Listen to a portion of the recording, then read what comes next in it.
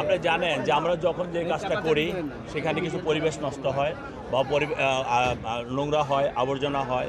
আপনারা দেখেছেন যখন আমাদের নেতা জনাব তারেক রহমান 25 ডিসেম্বর বাংলাদেশে এসেছে, 300 ফিট আমরা সমাবেশ করেছি এবং সমাবেশের পরদিন 25 তারিখ পর থেকে 26 তারিখ সকাল থেকে কিন্তু আমরা সেই জায়গাগুলো পরিষ্কার পরিচ্ছন্ন করেছি। যেখানে গাছ নষ্ট হয়েছিল সেখানে গাছ আমরা নতুন করে আমরা রোপণ করেছি। শুধু রোপণ করে শেষ করিনি, সেই জায়গাগুলো আমরা সেগুলো এখনও পরিচর্যা করছি। এখন একটা জাতীয় নির্বাচনে পোস্টার ফেস্টুন লাগবে, এটা স্বাভাবিক। এটা আইনত কোনো দণ্ডনীয় বা আইনত অপরাধ না। কিন্তু আমরা যেহেতু পোস্টার ফেস্টুন লাগিয়েছি, তো আমরা স্বাভাবিক কারণে সেগুলো পরিষ্কার করার দায়িত্ব কিন্তু আমাদের।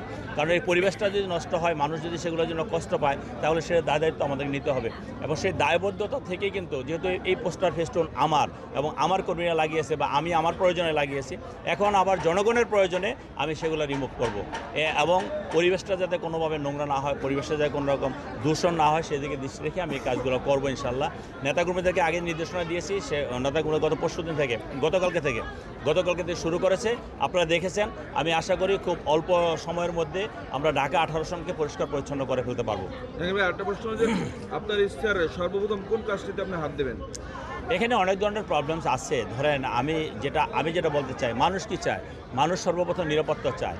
এই যে দীর্ঘদিন মানুষ বিভিন্নভাবে অনিরাপত্তায় ভুগছে, আমি সমাজটাকে ঐক্যবদ্ধ করতে চাই এবং সামাজিক নিরাপত্তাটাকে কনফার্ম করতে চাই। সামাজিক নিরাপত্তা যদি আপনার থাকে, তাহলে অন্যান্য সমস্যাগুলো এমনি অনেক ধরনের সমস্যাগুলো সমাধান হয়ে যাবে।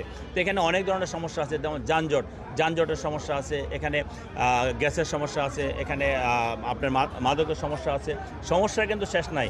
যখন যে সমস্যাটা সামনে আসবে, কোনটা প্রায়োরিটি বেসিসে করতে হবে সেটা আমরা দেখব এবং সেভাবে জনগণের সাথে কথা বলে। আমি বারবার একটি কথা বলছি, আমার একার পক্ষে কোন জায়গায় কী সমস্যা সেটা জানা খুব দুরূহ ব্যাপার। আমি জনগণকে সেখানে সম্পৃক্ত করব, আমাদের দলীয় নেতাকর্মীদেরকে সেখানে সম্পৃক্ত করব। জনগণ যেটা ফার্স্ট প্রায়োরিটি বেসিসে করতে বলবো, আমরা সেটাই করব। Thank you.